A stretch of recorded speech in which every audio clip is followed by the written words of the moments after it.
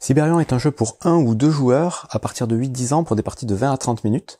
C'est un jeu qui se passe dans l'univers, qui est en fait une gamme de jeux qui se jouent tous de 1 à 2 joueurs. Donc vous les voyez tous ici, et vous voyez qu'il y en a 2 qui restent à apparaître. Siberian, c'est le dernier en date pour l'instant. Et donc je vais expliquer dans un premier temps les règles solo. Ensuite j'expliquerai les modifications pour jouer à 2 en coopératif, donc c'est un jeu coopératif à 2. Et enfin j'expliquerai les 5 petites extensions qui sont incluses dans la boîte. Dans Siberian, l'usine de l'univers est au bord du cataclysme. Le rouage perfide a saboté toutes les machines et a désactivé tous les pouvoirs des robots ouvriers. Vous êtes à la tête de la dernière escouade de robots ouvriers et vous devez absolument réparer toutes les machines avant que le système n'implose. Voilà, ça c'est le pitch. Au niveau de la mise en place, vous allez d'abord trouver un plateau processeur central sur lequel vous allez avoir les différents pouvoirs des robots ouvriers que vous allez commander. Et vous allez retrouver notre ami le rouage perfide et tous les éléments qui le composent, qu'on va placer sur la première case et qui donc désactive tous les pouvoirs des robots en début de partie. On va ensuite avoir la pile des machines à réparer. Donc ici, vous voyez qu'il y a des machines niveau 1 qu'on va mélanger, qu'on va empiler sur les machines niveau 2. Donc il y a 10 cartes niveau 1, 15 cartes niveau 2. Donc on mélange tout ça, on met les niveaux 1 sur les niveaux 2 et on pioche les 5 premières machines qui seront donc de niveau 1. Ensuite vous avez vos robots ouvriers. Donc là, pareil, il y a tout un deck de cartes. Il y a 5 types de robots ouvriers qui sont tous présents en 10 exemplaires. Donc vous allez mélanger tout ce tas de robots ouvriers et vous allez en tirer 5 aléatoirement. Ce seront les premiers robots que vous allez pouvoir utiliser. Donc là, j'ai mis un de chaque pour vous les expliquer tout à l'heure. Mais normalement, là, c'est tiré aléatoirement. Un point important pour la mise en place que j'ai failli oublier, c'est que dès qu'on a révélé les 5 robots à mettre sur notre plateforme, on doit aussi piocher 5 robots à mettre dans notre défausse. C'est-à-dire qu'en début de partie, on commence déjà avec des robots en défausse. La zone où sont placés les robots ouvriers en début de partie s'appelle la plateforme. Elle est limitée à 5 emplacements. Et il faudra laisser 5 emplacements au-dessus de cette zone qui va être la zone de flash, et 5 emplacements en dessous qui sera la zone de stock. Ensuite, vous avez une carte batterie qu'il va falloir mettre sur son côté plein, juste en dessous de votre stock de robots. Des jetons support, donc là il y en a plusieurs, et pour une première partie, en début de partie, on vous dit de les mélanger et d'en tirer un aléatoirement, et les autres ne seront pas utilisés. Enfin, il y a 5 jetons soupape. Donc ces jetons-là, on en met 4 à côté du plateau, et ça va constituer la forge, et on en met un dans notre réserve personnelle à côté de notre jeton support. Et on est prêt à débuter la partie. Une partie de Siberian va se jouer en plusieurs tours, jusqu'à ce que la condition de victoire ou de défaite soit atteinte. Et à chaque tour, il va y avoir 2 phases, une phase d'intervention et une phase de clôture. Pendant la phase d'intervention, c'est là que vous allez faire vos actions. Vous allez pouvoir faire autant d'actions que vous voulez, et dans l'ordre que vous le voulez, parmi 3. Donc la première action, ça va être réparer, donc c'est réparer les machines qui sont ici. La deuxième action, ça va être d'activer les capacités de vos robots. Donc les capacités, elles sont inscrites en haut à gauche, je vais expliquer. Et la dernière action, ça va être d'améliorer les capacités de vos robots en faisant avancer les jetons du rouage perfide sur le plateau qui est en haut du jeu. La phase de clôture, quant à elle, va consister à regarder si la condition de victoire ou de défaite est atteinte et remettre des cartes dans les stocks de machines et de robots. Donc pour la première phase, l'intervention, vous allez pouvoir dans un premier temps réparer les machines. Donc c'est le but du jeu, hein, c'est ce qu'il va falloir faire en priorité. Une machine se compose toujours de la même façon. Vous avez le niveau de la machine écrit en haut à gauche et vous avez les conditions pour pouvoir la réparer qui est inscrite dans le petit bandeau en bas. Le plus souvent, pour réparer les machines, il va falloir utiliser donc des robots qu'on a dans notre stock, notre zone de flash ou notre plateforme. Donc le stock est en bas, pardon. Stock, plateforme et zone de flash. Et il va falloir donc défausser ces robots pour satisfaire la condition qui est marquée en bas. Et donc il y a 2 types de conditions. C'est le type de robot. Donc le type de robot, il est représenté par une icône et qui correspond à la couleur de la carte. Donc vous voyez ici le recyclage violet, ce sont les robots violets. Les points d'exclamation rouges, ce sont les robots rouges. Et donc il y a les robots bleus, les robots jaunes, les robots verts. Donc ça, c'est la première condition. Deuxième condition, ça va être la taille des robots. Parce que sur chaque carte robot, vous avez effectivement donc sa capacité, qu'on retrouve avec le logo, et la taille du robot qui peut aller de 1 à 5. Et donc vous voyez tout simplement que pour, par exemple, réparer cette machine, il va falloir défausser 2 robots de taille 3. Pour réparer cette machine, il va falloir défausser 2 robots rouges. Là, ici, 2 robots de taille 1. Et si on va plus loin, il y a quelques spécificités. Donc les robots de niveau 2 sont un peu plus compliqués. Ici, il faut 3 robots de niveau 4. Et dans les choses un peu particulières, ici, par exemple, il vous faut utiliser 3 robots dont la taille ne dépasse pas 6. Et ici, 3 robots dont la taille est supérieure ou égale à 12. Donc voilà, c'est différents exemples.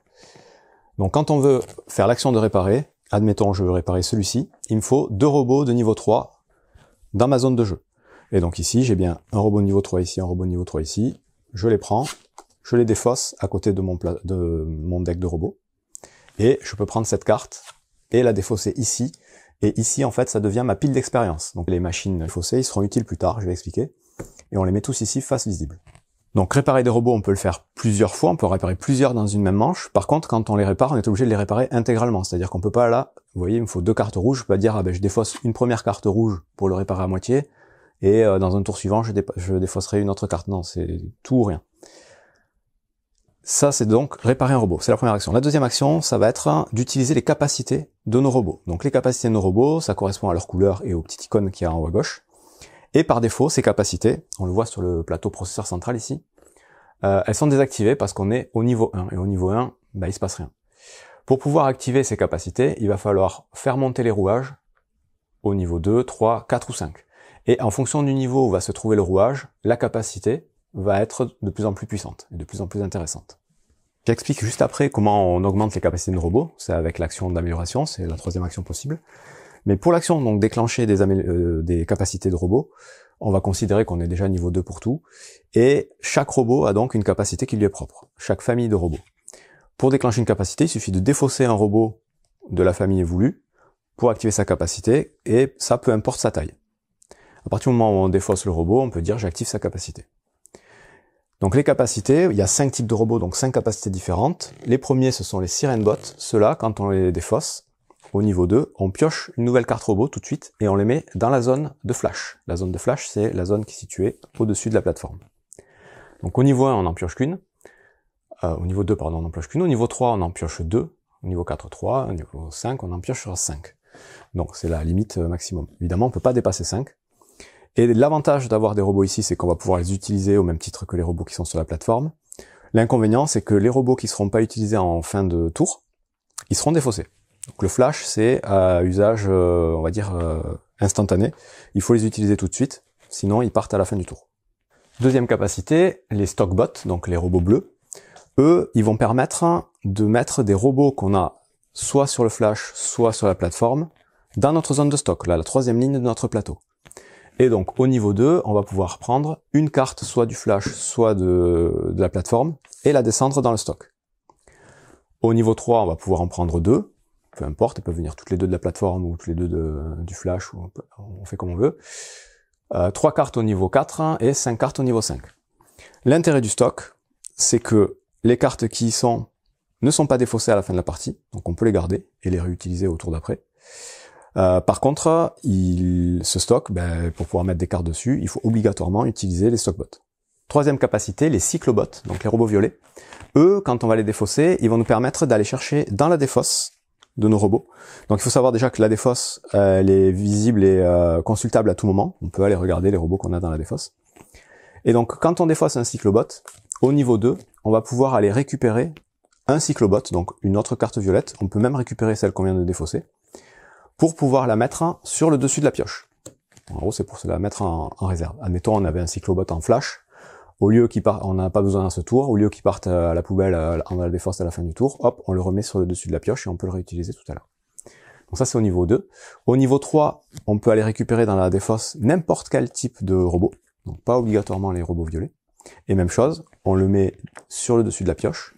Au niveau 4, on peut récupérer que des robots violets, mais on les met tout de suite sur la plateforme. Et au niveau 5, n'importe quel robot, et on le met tout de suite sur la plateforme aussi. Quatrième type de robot, le planbot. Donc lui, il va permettre d'aller regarder les cartes qu'on a dans la pioche pour pouvoir les réagencer et les piocher. Donc au niveau 2, on a le droit de regarder la première carte et on décide tout de suite si on la met sur le dessus ou sur le dessous de la pioche. Et tout de suite après avoir fait ça, on pioche une carte. Au niveau 3, on va regarder les 2 premières cartes de la pioche, et la même chose, on décide où est-ce qu'on les met. Est-ce qu'on les remet toutes les 2 sur le dessus, une dessous, les 2 dessous, peu importe, et on en pioche une tout de suite sur la plateforme. Au niveau 4, on en regarde 3, et même chose, au niveau 5, on en regarde 5.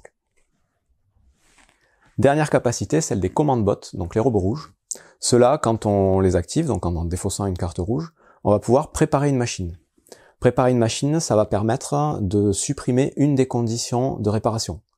C'est-à-dire que là, normalement, il faudrait 2 cartes rouges. Une fois qu'elle sera préparée, on considérera qu'il en faut plus qu'une. Ici, il faut 2 cartes de niveau 1, de robot de taille 1. On considère qu'il en faut plus qu'un. Quand on prépare une machine, on la décale légèrement vers le haut pour dire qu'il y a une condition de moins à respecter pour la réparer. Par contre, si à la fin du tour, on n'a pas réparé les machines décalées, elles reviennent à leur état normal. Et on ne peut pas préparer 2 fois une même machine, c'est-à-dire supprimer 2 conditions. On peut le faire qu'une fois par machine. Par contre, on peut le faire plusieurs fois dans le tour. Et donc pour faire ça, au niveau 2, il va nous falloir défausser des cartes robots. C'est-à-dire qu'au niveau 2, il nous faut défausser 5 cartes robots, que ce soit parmi notre zone de jeu, donc flash, plateforme ou stock, ou sur la pile de robots. Au niveau 3, on n'en défausse que 4, au niveau 4, on en défausse 3, et au niveau 5, on en défausse 1. Donc voilà pour l'action activer les capacités des robots. On défausse la carte et on active la capacité du niveau où se trouve le rouage. Mais en plus de ça, au début de la partie, on a récupéré un jeton support. Et ces jetons support, ils permettent aussi d'activer la capacité qui est inscrite dessus. Et là, par contre, on l'active directement au niveau qui est inscrit sur la tuile, sans tenir compte de la position des rouages. Donc là, admettons, mon rouage vert, il est toujours au niveau 0, donc logiquement, je peux pas activer les capacités des cartes vertes. Ben, je peux quand même défausser mon jeton vert pour faire la capacité de niveau 3. Donc tous les jetons support, en fait, déclenchent les capacités de niveau 3. Et quand je le fais, ben, je retourne ou je défausse le jeton et il n'est plus utilisable. Il reste à expliquer la dernière action possible à son tour. C'est l'action d'amélioration, justement, celle qui va permettre de faire avancer les jetons rouage. Cette action-là, pour la faire, il suffit de défausser des cartes expérience. Donc c'est les cartes robots qu'on aura déjà réparées. Et le principe, c'est qu'on va devoir défausser autant de cartes que le niveau où se trouve le rouage avant l'amélioration. C'est-à-dire que dans cette configuration-là, si je veux améliorer mes plein de bottes, les robots verts, mon rouage il est niveau 1, je dois pouvoir défausser une carte expérience pour pouvoir le faire passer niveau 2. S'il est niveau 2, je dois avoir 2 cartes expérience dans mon stock d'expérience, les défausser pour passer niveau 3, et ainsi de suite. Et si jamais on arrive à faire passer un rouage du niveau 4 au niveau 5, tout de suite, on va gagner un jeton en soupape dans notre réserve. Donc à votre tour, vous faites n'importe quelle combinaison de ces 3 actions, donc réparer une machine, déclencher une capacité ou améliorer une capacité. Vous le faites autant de fois que vous voulez jusqu'à ce que vous décidiez d'arrêter le tour. Dès que vous arrêtez le tour, on passe à la phase de clôture.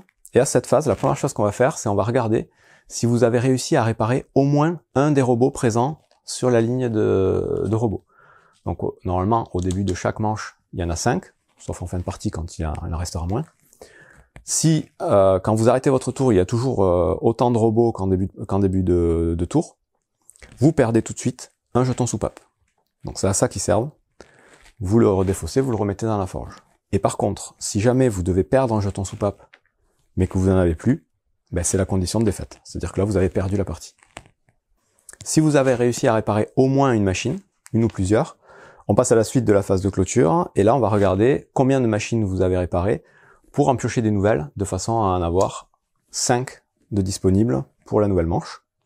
De la même façon, on va regarder combien de robots il vous reste sur la plateforme, et on va en piocher autant, c'est-à-dire 5. Enfin, il faut qu'il y en ait 5 sur la plateforme pour le prochain tour. Ensuite, on défausse tous les robots qui sont sur la ligne flash. Donc ces robots-là, ils partent en défausse. Et si jamais, évidemment, il n'y a plus de machines à réparer, qu'on les a toutes réparées, qu'il n'y en a plus du tout de disponibles, ben dans ce cas-là, on a gagné la partie. C'est le but du jeu, c'est de réparer toutes les machines qu'il y a dans le deck de machines. Donc plus vous allez avancer dans la partie, plus vous allez utiliser de robots, et donc la plupart de vos robots vont se retrouver petit à petit tous en défausse.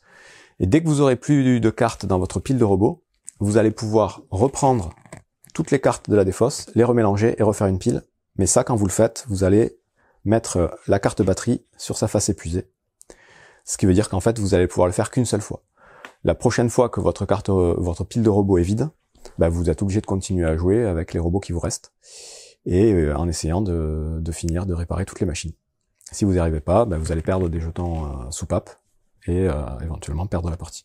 Donc voilà pour les règles solo. Pour jouer à 2, c'est quasiment la même chose. Il y a juste 2 petites modifications. C'est que au niveau de l'usine ici, on a 3 zones. une zone pour le joueur de gauche, une zone pour le joueur de droite et une zone centrale qui est accessible à tous les joueurs. C'est-à-dire que à son tour, un joueur va pouvoir réparer soit les machines centrales, soit la machine qui est de son côté. Et il ne pourra pas réparer la machine de l'autre joueur. Évidemment, on va déterminer un premier joueur qui va commencer à jouer. Ensuite, la zone de plateforme, flash et stock est commune aux deux joueurs. Au début de la partie, on va aussi piocher 3 jetons support au lieu d'un seul. Et pareil, les jetons support sont utilisables par n'importe quel joueur à n'importe quel moment. Et idem, les cartes expérience peuvent être utilisées par n'importe quel joueur à n'importe quel moment. Vers la fin de la partie, quand il y aura moins de 4 usines à réparer dans le stock des machines à réparer dans le stock des machines, on les regroupera dans la zone centrale et elles seront accessibles à tous les joueurs. Et donc on joue à tour de rôle, joueur 1, joueur 2, on alterne, jusqu'à ce que la condition de victoire ou de fin de partie ou de défaite soit résolue. Je vais maintenant vous expliquer les 5 petites extensions qui sont dans la boîte, en commençant par l'extension BBBot. Donc l'extension BBBot vient avec 5 nouvelles cartes qu'on va mettre en début de partie dans une zone qui s'appelle les limbos. Et en début de partie, on va aussi récupérer un deuxième jeton soupape au lieu d'un. Donc ça, c'est les modifs à faire au tout début de la partie quand on joue avec cette extension. Et ensuite, pendant la partie, on va avoir droit à une nouvelle action, en plus des 3 actions principales du jeu. C'est l'action de faire des bébés et faire un bébé-bot. Pour faire ça, il va falloir avoir dans sa zone de jeu, donc que ce soit dans le flash, la plateforme ou le stock, 2 robots de la même famille, dont la somme des tailles est strictement égale à 5. Donc en gros, ce sera un 4-1-1 ou un 3-1-2. Donc ici, par exemple, c'est le cas. J'ai un 3-1-2, c'est la même famille. Je vais pouvoir prendre ces 2 robots, prendre le bébé correspondant à la couleur, et remélanger ces 3 cartes dans le paquet robot. Je remélange tout, et ça me permettra d'avoir accès à la carte BBBot plus tard dans le jeu. Quand plus tard dans le jeu, je vais piocher une carte BBBot, tout de suite, ça va permettre de faire avancer le rouage perfide d'une case sur le plateau processeur central. Et la carte BBBot est défaussée. Donc c'est l'intérêt des BBBot. Par contre, il y a une nouvelle condition de défaite, c'est-à-dire qu'à la fin de la partie, si vous avez réussi à réparer toutes les machines, mais qu'il reste encore des bébés dans le limbo, ben vous avez perdu. C'est-à-dire qu'il va falloir réussir aussi à faire les 5 bébés pendant la partie. Deuxième petite extension, les gigantobots. Donc là, on va, pour la mise en place, placer les 10 cartes gigantobots face visible sur une zone de jeu. On va rajouter 5 jetons de dégâts structurels, donc eux, en gros, ils vont servir à réparer les dégâts lourds qui sont faits à l'usine, qui sont représentés par ces jetons. Et comme pour les bébés-bots, on va commencer la partie avec 2 jetons soupapes au lieu d'un. Pendant la partie, à son tour, on va avoir là encore une 4e action qui vient se rajouter aux 3 actions de base, qui va être celle de piloter les gigantobots. Donc pour ça, il va falloir utiliser 2 cartes robots de notre zone de jeu, qui partagent une caractéristique commune, c'est-à-dire que ça va être soit 2 robots de la même famille, soit 2 robots de la même taille. Donc ici par exemple 3 et 3. Je vais pouvoir prendre ces 2 robots et les envoyer piloter les gigantobots. Et donc pour ça, je vais devoir les placer sur un des robots qui présente une caractéristique commune avec ces cartes. Donc là, j'ai pris 2 cartes de force de taille 3, je pourrais très bien mettre les 2 sur le robot de taille 3. Mais je peux aussi le répartir, c'est-à-dire que je pourrais mettre ce robot sur le robot de taille 3 et celui-là sur le robot violet. Ou même celui-là sur le robot rouge et celui-là sur le robot violet. Mais il faut qu'ils aient une caractéristique qui correspond aux robots qu'ils vont contrôler. Dès que j'aurai réussi à envoyer 5 ou 6 robots sur un gigantobot, je vais tout de suite pouvoir récupérer tous ces robots, les remélanger dans ma pioche de robots, donc ils sont pas perdus, heureusement, et retourner ce robot pour le faire partir en vacances. Clac. Donc il n'est plus utilisable, il n'est plus activable. Par contre, au moment où je fais ça, je vais avoir 2 possibilités. Soit je répare un dégât structurel de l'usine en défaussant le jeton. Tac. Soit je récupère 2 pions soupapes de la forge vers ma réserve. Et donc il y a un nouveau changement à prendre en compte en fin de partie. En fin de partie, tous les dégâts structurels qu'on n'aura pas défaussés, qu'on n'aura pas réparés, feront perdre 3 jetons soupapes de notre réserve. Et donc évidemment, si on ne peut pas encaisser ces pertes, on perd la partie. Vous n'oubliez pas que si on doit défausser un jeton soupape et qu'on l'a pas, c'est la condition de défaite. Troisième petite extension, les microbots. Donc les microbots, c'est juste ces petits jetons là. Donc ici ils sont en face cachée. J'en ai mis un en face visible sur chaque carte. Parce qu'effectivement, en début de partie, on va devoir mettre sur chaque carte machine un petit jeton microbot. Et ça va être une condition supplémentaire pour pouvoir réparer la machine. Donc, à son tour, quand on va faire l'action de réparation, il va falloir prendre en compte aussi ce petit jeton. Donc ici, typiquement, je pourrais utiliser 2 robots de taille 5, mais il faudrait que un des deux soit de type stockbot. Et dans ce cas-là, je peux réparer la machine, et ce jeton-là va venir dans notre pile d'expérience à côté. On le gagne. On peut aussi, et on est parfois obligé, devoir défausser un robot supplémentaire pour réparer une machine. Ici, typiquement, on doit avoir 2 robots verts pour pouvoir réparer cette machine, mais en plus, on nous demande un robot violet. Donc là, on est obligé de défausser 3 cartes robots pour pouvoir réparer cette machine. À chaque phase de clôture, quand on va remettre des machines dans la ligne des machines à réparer, évidemment, on piochera un nouveau jeton qu'on vient d'en mettre sur la carte. Et ces petits jetons qu'on va gagner quand on va réparer les machines, on va pouvoir les utiliser. Heureusement, ils vont servir à quelque chose. Par contre, on ne pourra jamais en avoir plus que 5 dans notre zone d'expérience. Si on en gagne un 6e, on est obligé d'en défausser un. Et ces jetons-là, ils vont servir en fonction du nombre qu'on va utiliser. Si on défausse un jeton, ça va nous permettre de changer un jeton placé sur une carte par un pioché aléatoirement. Si on défausse 2 jetons de notre 2 microbots de notre zone d'expérience, on va pouvoir échanger 2 jetons placés sur les machines en cours de réparation. Donc ça peut avoir un intérêt. Typiquement pour l'exemple de tout à l'heure, ici il me faudrait défausser 3 robots. Je peux échanger ces 2 jetons pour me retrouver avec 2 robots. Si j'en ai un de force 1, j'en ai besoin que de 2, c'est parfait. Et dernière possibilité, défausser 5 jetons microbots. Et dans ce cas-là, on peut réparer automatiquement une machine, mais par contre elle ne vient pas dans notre pile d'expérience. Elle est considérée comme réparée, donc ça nous avance, mais c'est pas une carte qu'on va pouvoir utiliser pour améliorer nos capacités. Quatrième extension, les multibots. Les multibots, ce sont des robots un peu spéciaux qui vont avoir à chaque fois une capacité fixe, enfin une caractéristique fixe, et une autre variable que vous allez pouvoir définir. Donc ici par exemple la taille est fixe, mais la capacité est variable. Et ici, la capacité est fixe, mais la taille est variable. Donc quand vous allez piocher une de ces cartes, vous allez pouvoir définir ce que vous voulez utiliser.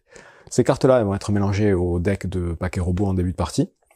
Mais évidemment, ça rendrait le jeu trop simple. Donc le rouage perfide, qu'est-ce qu'il a fait? Il a saboté les machines de l'usine interne. Donc maintenant, on va avoir des cartes machines de niveau 3, qui sont beaucoup plus compliquées à réparer.